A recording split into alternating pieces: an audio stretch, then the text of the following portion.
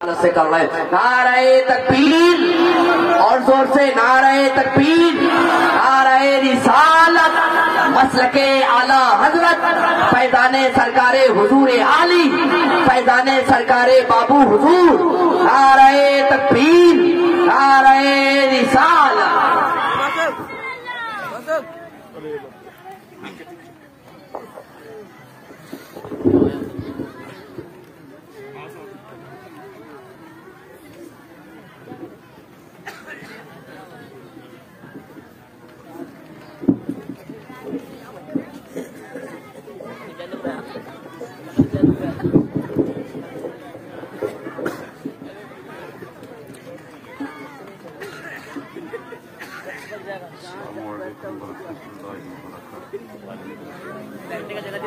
بھی کر دیا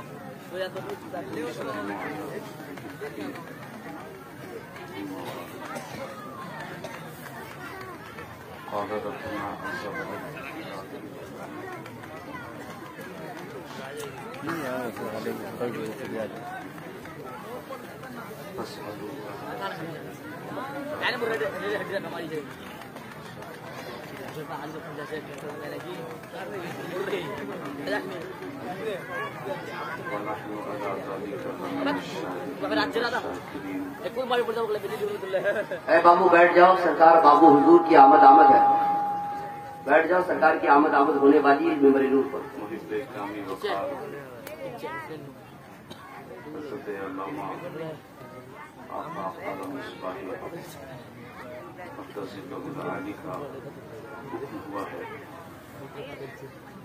فقیر حاضر ہوا ہے،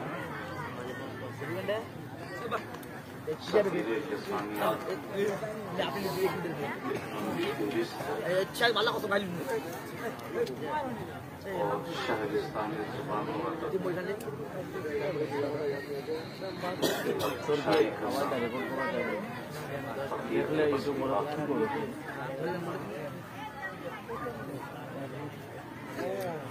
لیکن تعمیل حکم کے لیے آپ کے قیمتی لمحاتوں سے بس چند لمحات مجھے چاہیے۔ جلسہ غریب نواز میں دستار بندی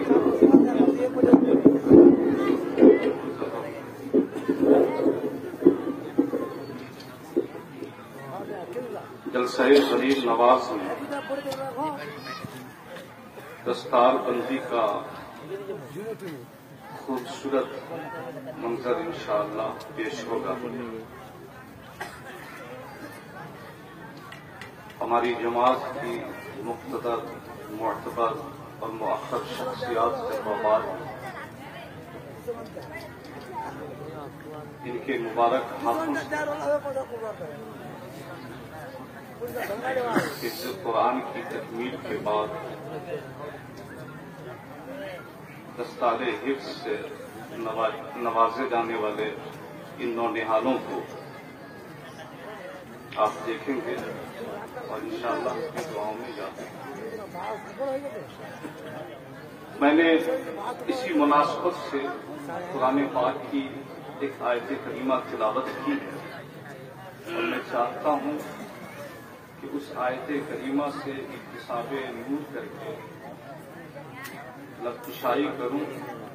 اس سے پہلے ایک بات عقیدت و احترام کے ساتھ، والہانہ محبت کے ساتھ اور اپنی غلامی کا ثبوت پیش کرتے ہوئے آقائے دو جہاں، مدینے کے تاجدار، ہم غریبوں کے غم کے ساتھ، نائب پروردگار جناب احمد مصطفیٰ محمد مصطفیٰ وحی خدا صلی اللہ تعالی علیہ وسلم کی بارگاہ عالی میں تو فیض السلام پیش کر لیں۔ اللہم صلی علی سیدنا و مولانا و مہوانا و مرجانا محمد معدن الجود والکرم منبع العلم والحکم والحکم وعلی آلہ وأزواجه وخلفائه ومحبيه إلى يوم القيامة ألف ألف مرة في كل لمحة۔ قرآن پاک کتاب ہدایت ہے. یہ وہ مقدس ترین کتاب ہے کہ اس سے پہلے کوئی کتاب ایسی نازل نہ ہوئی اور اب قیامت تک دوسری کوئی ایسی کتاب سامنے نہیں آئی. اس قرآن پاک کا پڑھنے والا بھی اور پڑھانے والا بھی سماج میں سب سے بہترین شخص قرار پاتا ہے.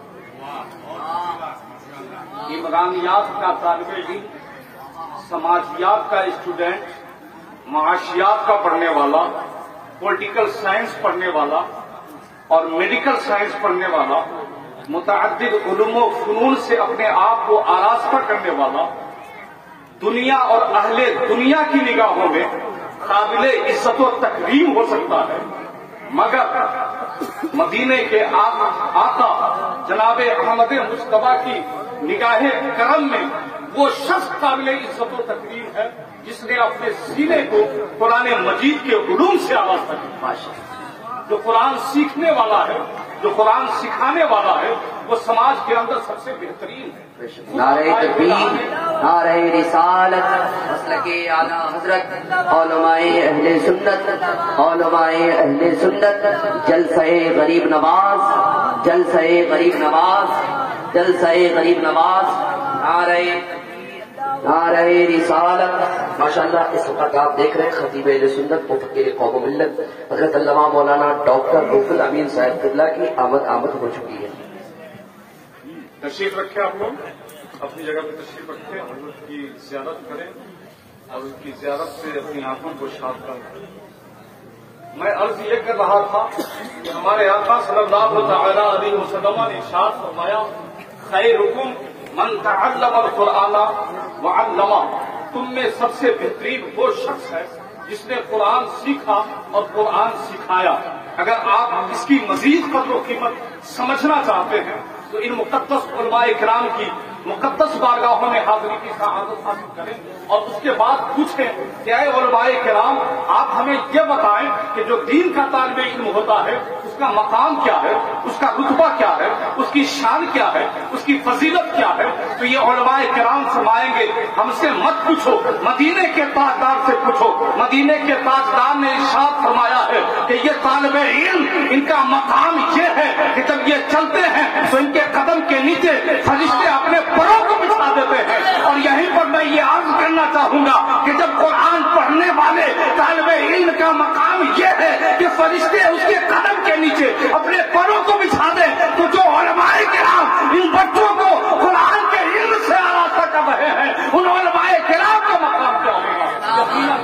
یقیناً سماج کے اندر سب سے زیادہ عزت والا، سب سے زیادہ بزرگی والا، سب سے زیادہ شان والا اور سب سے زیادہ قابل عزت و تکریم اگر کوئی شخص ہے تو وہ ہے جو قرآن سیکھتا ہے اور قرآن سکھاتا ہے. یہ یاد رکھیے گا، بہت ساری کتابیں ہیں، عمرانیات کی کتابیں ہیں اور سماجیات کی کتابیں ہیں، معاشیات کی کتابیں ہیں، متعدد علوم و فنون کی کتابیں ہیں، لیکن وہ کتابیں جب لکھی جاتی ہیں تو پیش لفظ میں لکھا جاتا ہے کہ ہو سکتا ہے کہ غلطی رہ گئی ہو. اگر آپ کی نگاہوں سے اس کتاب میں کہیں پر کوئی لفظ نظر آ جائے تو آپ اس کی آگاہی دیں تاکہ ہم اگلے ایڈیشن میں اپنی غلطی کو سدھار لیں. ہر کتاب کا دستور یہ ہے کہ اس کے پیش لفظ میں لکھا جاتا ہے غلطی کا امکان ہے، اگر غلطی ہو گئی ہو آپ آگاہ کریں. لیکن قرآن وہ مقدس کتاب ہے کہ جو اپنے ابتدائی اور آخری میں یہ اعلان کرتا ہے لا ریب فیہ، یہاں کسی شبہ کی گنجائش نہیں. یہ مقدس کتاب وہ کتاب ہے جس کے تعلق سے اللہ تبارک و تعالیٰ فرماتا ہے قل ان کنتم فی ریب مما نزلنا علی عبدنا فاتوا بسورۃ من مثلہ وادعوا شہداءکم من دون اللہ. اگر تم کو قرآن مجید کے خالق کی کتاب ہونے میں کسی طرح کی کوئی شک اور شبہ کی گنجائش پیدا ہو رہی ہو تو تمہیں چیلنج کیا جا رہا ہے کہ جاؤ اپنے معاصرین میں سے اپنے معاونین کو بلا لو، خود بھی حاضر ہو جاؤ، اپنے معاونین کو بلا لو اور قرآن کی کسی ایک سورت کی مثال بنا کر پیش کر دو. قرآن کا یہ چیلنج تب سے لے کر آج تک باقی ہے، اور یہ چیلنج قیامت تک باقی رہے گا. یہ چیلنج ٹوٹنے والا نہیں ہے. نہ تب قرآن کی کسی سورت کی مثال پیش کی جا سکی، نہ آج کسی نے اس کی مثال پیش کی، اور نہ قیامت تک کوئی اس کی مثال پیش کر سکتا ہے. آخری بات عرض کروں، یہ قرآن اگر کوئی اس کا عالم ہو جائے تو اللہ تبارک و تعالیٰ کیسی رسوخی اسے عطا فرماتا ہے. قرآن مجید میں ایک واقعہ جو ہے حضرت سیدنا سلیمان کا ذکر کیا جاتا ہے. حضرت سلیمان اپنی مجلس سے بابرکت میں ہیں اور فرماتے ہیں کہ کیا ہوا، میں ہدہد کو نہیں دیکھ رہا. پھر ہدہد حاضر ہوا. کہاں تھے؟ کہا سرکار میں ایک ایسی قوم کے پاس سے آ رہا ہوں جہاں ایک عورت حکومت کرتی ہے. وہ قوم خدا کی عبادت کرنے والی نہیں بلکہ سورج کی پرستش کرنے والی قوم ہے، اور اس سورج کی پجاریوں کی جو حکمراں ہے وہ ایک عورت ہے جس کا نام بلقیس ہے. حضرت سیدنا سلیمان علیہ نبینا علیہ السلام نے فرمایا کہ ہے کوئی جو ملکہ بلقیس کے تخت کو میری بارگاہ میں حاصل کرے. جب سیدنا سلیمان نے کہا کہ کوئی ملکہ بلقیس کے تخت کو میری بارگاہ میں حاصل کر سکتا ہے، قرآن مجید فرماتا ہے قال عفریت من الجن انا آتیک بہ قبل ان تقوم. ایک سرکش جنات نے کہا کہ سرکار آپ ملکہ بلقیس کا تخت چاہتے ہیں، میں آپ کی بارگاہ میں ملکہ بلقیس کے تخت کو حاصل کر دوں گا اور آپ کی مجلس کے برخاست ہونے سے پہلے حاصل کر دوں گا. ایک بات یہاں پر میں اور بتانا چاہوں گا کہ ملک سبا کی حکمراں تھی ملکہ بلقیس، جس کو آج جارڈن کہا جاتا ہے، اور سیدنا سلیمان علاقہ فلسطین میں، فلسطین سے جارڈن تک کا جو ڈسٹینس ہے، جو فاصلہ ہے اور جو مسافت ہے، اگر آپ اپنی نگاہوں کے سامنے رکھیں گے تو آپ کو سمجھ میں آئے گا کہ یہ وقت بھی بڑا کم وقت تھا. سرکش جنات کہہ رہا ہے آپ کی مجلس برخاست ہونے سے پہلے، یعنی دوپہر سے پہلے صرف مجھے 6 گھنٹہ یا 7 گھنٹہ عنایت کیجیے، میں اس 6 گھنٹے کے اندر ملکہ بلقیس کے تخت کو جارڈن سے لا کر فلسطین میں آپ کے دربار میں حاضر کروں گا. بہت کم سا مختصر سا وقت مانگا، لیکن حضرت سلیمان نے کہا کہ نہیں، یہ تم بڑا لمبا وقت مانگ رہے ہو، اتنا لمبا وقت نہیں کیا جا سکتا، مجھے اس سے بھی مختصر وقت میں چاہیے.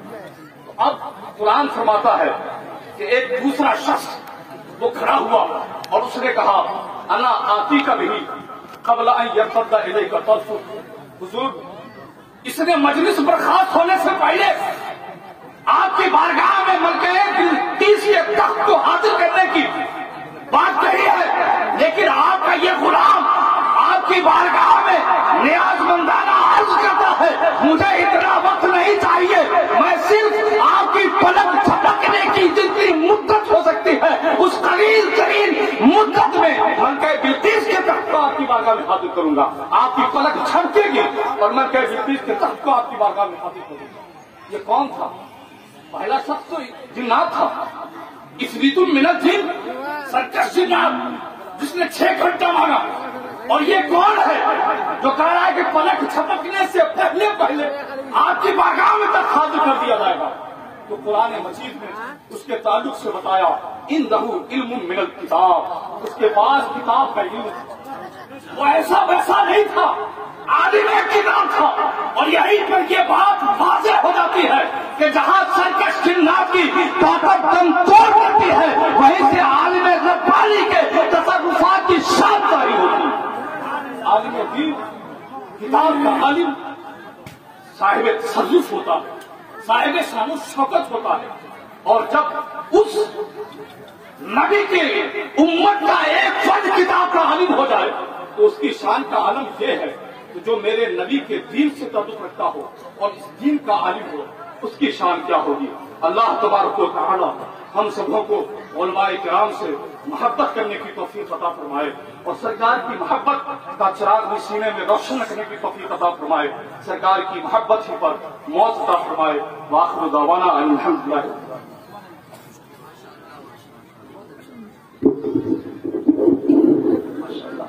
لہو ہے پاک بدن میں بتا دیا جائے، نبی کے نام کا نعرہ لگا دیا جائے، طریقہ